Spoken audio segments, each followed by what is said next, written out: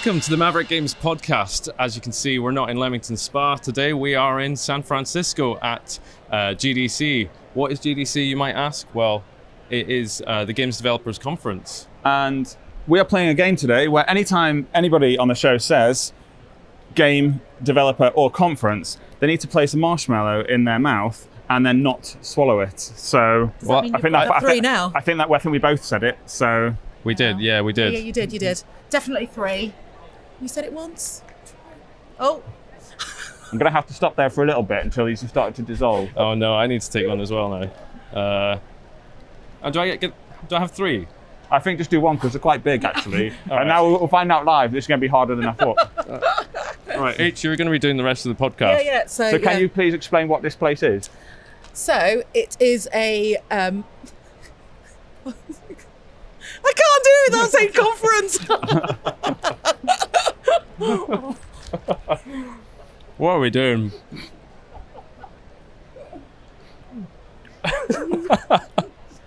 So every year, the games industry. Beep. This is going to be a 40-minute long podcast of giggling and eating marshmallows at this rate. Yeah, I feel bad for anybody who's just listening to this on audio. They've got a pretty terrible experience so far. Wait until we got 10 marshmallows in our mouth. So what is GDCH?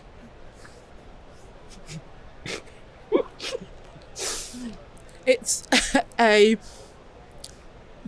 held in San Francisco every year, and it's where people from the industry or creators of interactive entertainment. Oh, that's a good one. Yeah, creative entertainment come together to network.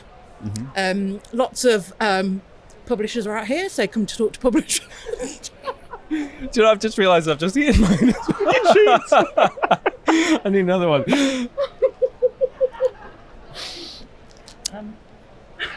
So, how many times have you been to GDC? Twice now. Both with Maverick, and it's been.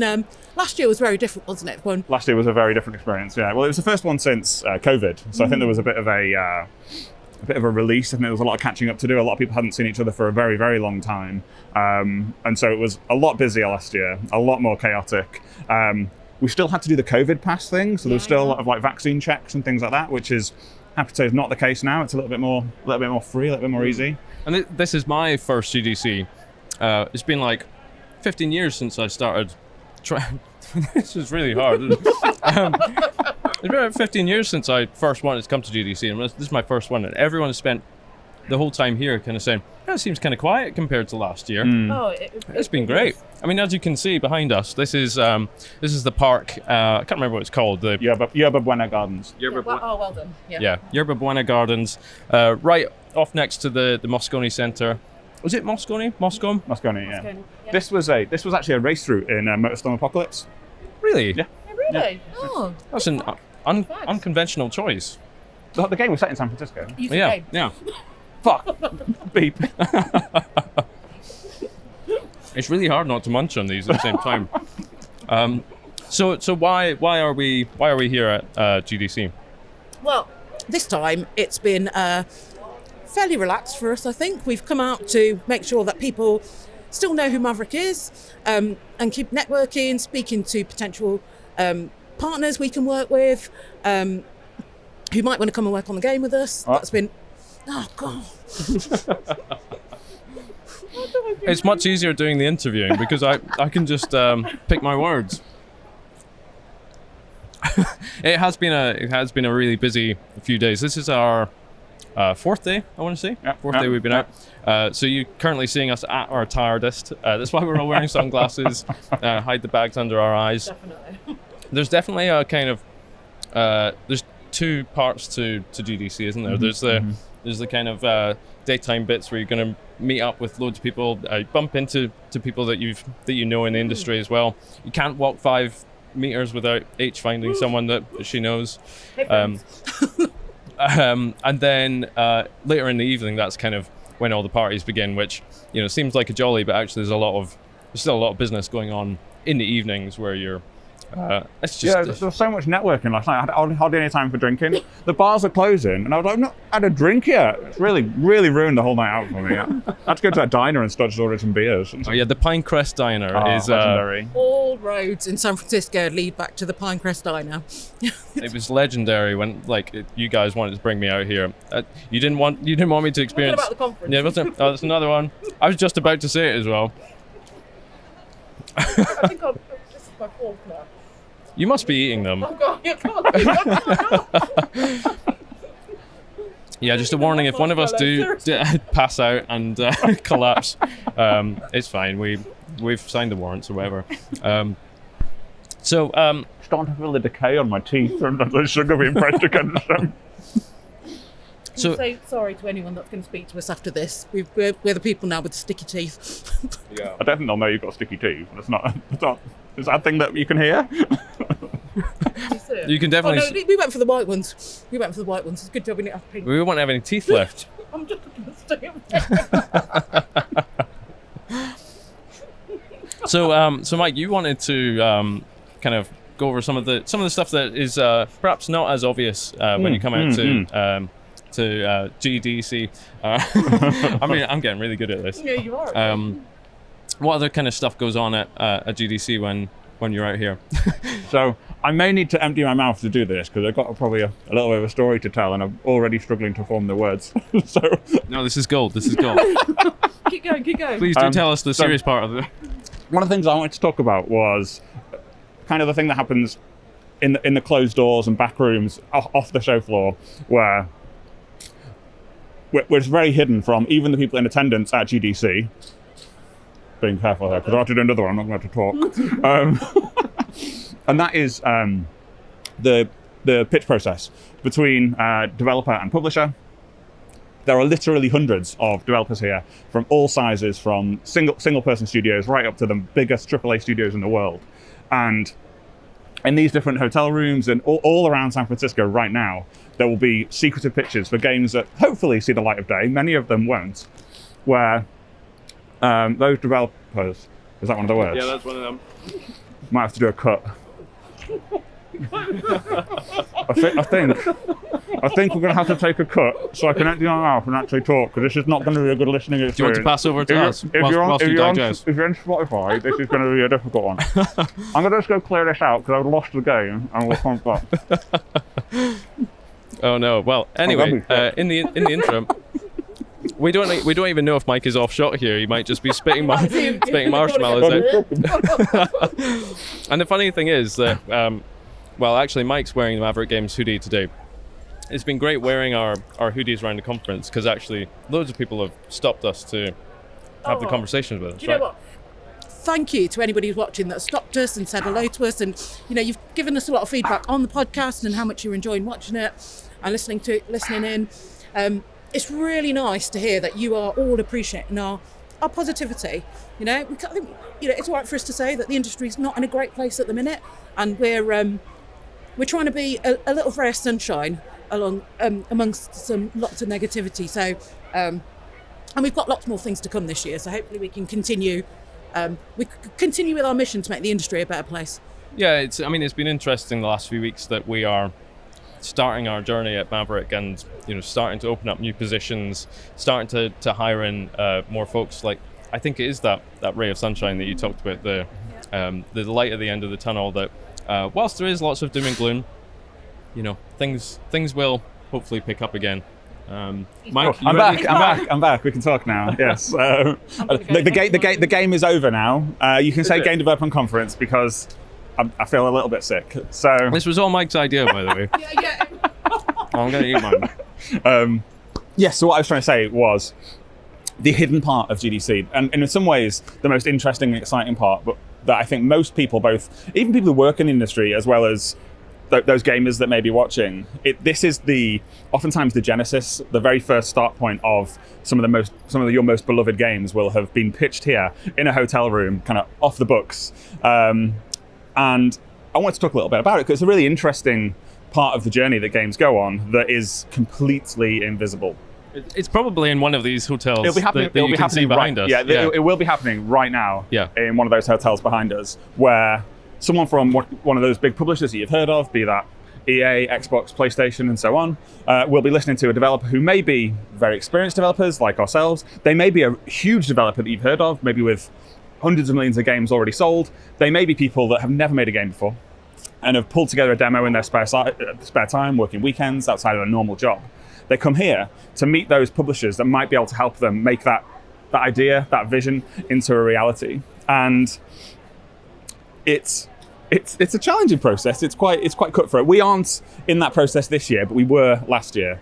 And you go from hotel to room. You're meeting a lot of people. You're usually on a clock of around 30 to 60 minutes, and you have to try and sell them the dream of what your game can become in that time. And that'll include getting in, making sure your AV works, and it won't. No. Let's not talk about it. That's a whole podcast in itself. It's really weird when you come back and sort of tell the horror stories, and everyone in the dev team is just going like, "Was my work represented really nicely in that hotel room?" And you go, "Yep, sure." Yeah, it was great. It was great. There was no sound on the screen, but yeah, other than that, it was really, really good. And I think what's interesting about this, though, is that those people on the publisher side that get to sit and experience these pitches are, I think, really lucky, right? They get to see potentially hundreds of games. Oftentimes they'll have seen, like, every game that comes to market, they will have seen it maybe 4 or 5 years ago. And it's here where that all happens. And it's not stuff that's on the show floor. It's not a conference that you book, but it's here where those dreams start to become a reality, where, you know, a plucky upstart developer can go meet a multi-billion-dollar publisher and start to form a relationship that can see that game go from there all the way onto the consoles that you'll be playing at home.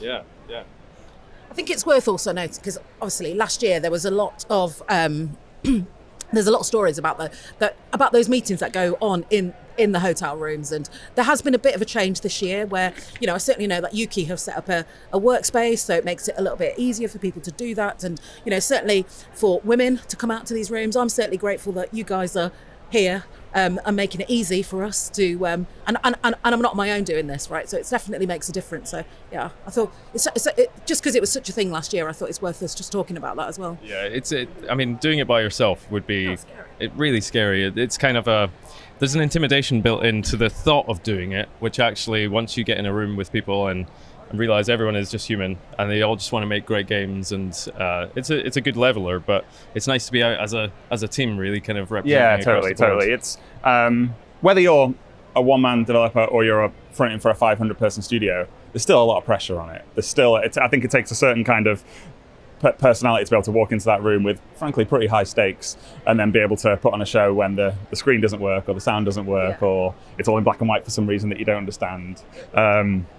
All those things happen.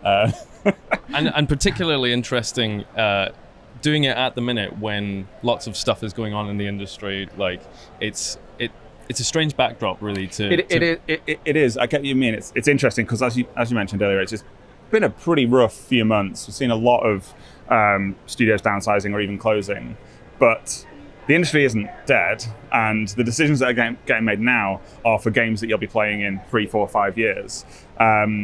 And so the industry needs to have this process, or we're going to reach a point 5 years from now and there'll just be no games because no one pitched any, no one signed any. So it is interesting that even at a time where it feels like there's a contraction, where it's all very doom and gloom, there are still these kind of green shoots of what will become the great games of the future. So that is the serious stuff. There's obviously lots of fun stuff about coming to San Francisco, coming to GDC as well.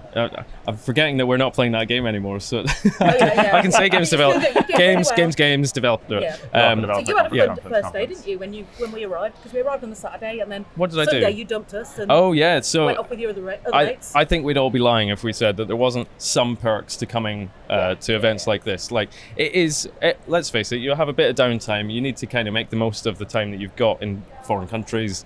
I was invited on a really nice bike trip down the coast. Went across the Golden Gate Bridge. I guess insert some footage here, and went for lunch down on I think it's called Sausalito on the other side of the coast, and that was really nice because it was like networking, but with an activity. You're making it sound like a a holiday activity. You were doing I mean, it with games industry people. You were doing it with people that you may end up working with. People that I hadn't met before who all got invited along. I think there was about 6 people that I hadn't met.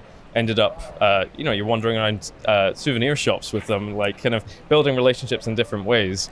And that was a really nice memory that I'm going to take back. And then obviously the next few days after that, hardcore networking, bumping into people that you know. I feel like my life has come full circle on this trip because I've just bumped into a guy called John McKellen that taught me at university. I bumped into Tom Bible who hired me at Playground Games. And yeah, it's really nice to see everyone's kind of gone off to go and do their own thing, start their own studios in other positions, doing really, really well. And yeah, it's been really nice actually. And to be able to do meetings out in a park like this, it just sometimes it doesn't feel like work, even though it is. Yeah. And you're right, because it's fun going to meet people. It's pretty exhausting by the end of the day. I think all of our voices are slightly more croakier than they were as we arrived, but it's fun. It's fun, and you do bump into people that you haven't met for forever, and it's just lovely to see where they are, what they're doing, and and how and that potential of, because all of us from our previous roles were working with certain people, but actually seeing those people come out from other places and start their own little studio on how we may potentially work together as well. It's been it's great just meeting new companies as well, I think, on that. Yeah. How's your days been at the conference? Yeah, it's been really good. I think, I guess to add on to all of those good points is got a chance to go and see some talks, which is one of the main reasons for the conference. The actual reason that you pay for is to come and see the developer talks. Any highlights? The Mario Wonder one was great. Yeah, really great. It's if you do access it from the GDC Vault, it was a really good one because they showed a lot of really early prototype work from Mario Wonder, including designs that were just sketched onto post-it notes and put on the wall, and they followed some the post-it notes through to prototype to what you saw in the final game. A really kind of nice behind the scenes, which is very, very rare, especially for Nintendo, that usually operates as though it's some sort of Willy Wonka factory that you're not allowed to look inside, where there's obviously some elements of magic going on there, but us normal developers, which we're not allowed to say, don't really get to fully experience. So that was a really, really good one. Yeah, I saw a really good talk by Tango Gameworks, and they were talking about developing the game loop for Hi-Fi Rush. And I just thought it was fascinating how they started out the talk kind of talking about how they moved from The Evil Within to Hi-Fi Rush. And we talk about whiplash in terms of style there, trying to get buy-in from the team, developing not just a different genre, a different style of game, a different game loop, and really having to take production all the way back to square one to figure out how they actually run a game and plan a game that they've really got no experience in whatsoever. And it was quite refreshing to see someone just kind of say, well, yeah, I don't have the experience in this game, but I play these games. I think these games are... I mean, that's the start. That's the start of the experience of making the game, is playing them. Yeah, and obviously for me, being an audio director, I just got it because Hi-Fi Rush is all about rhythm action, and there was a lot of stuff about syncing animations and things to different beats. And he was being very apologetic to the crowd, saying I'm sorry if you don't understand this. And I'm like, tell me more. So it was really good. Cool. So I think now we're going to go and have a look around the expo, and we're going to take you with us.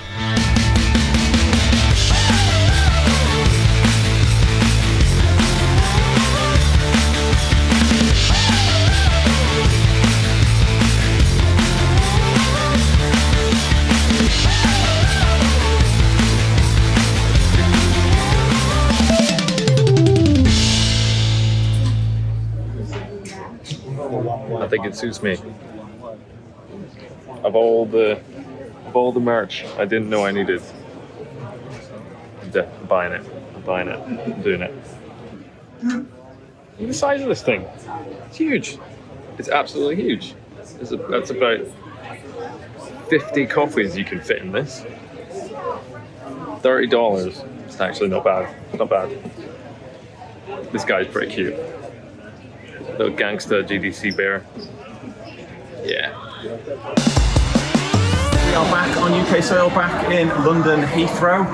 If you enjoyed the podcast, don't forget to like and subscribe. Check us out on LinkedIn. Apply for a job. You can come work on Maverick Games and become a Maverick. Thanks very much for watching. Until next time, goodbye.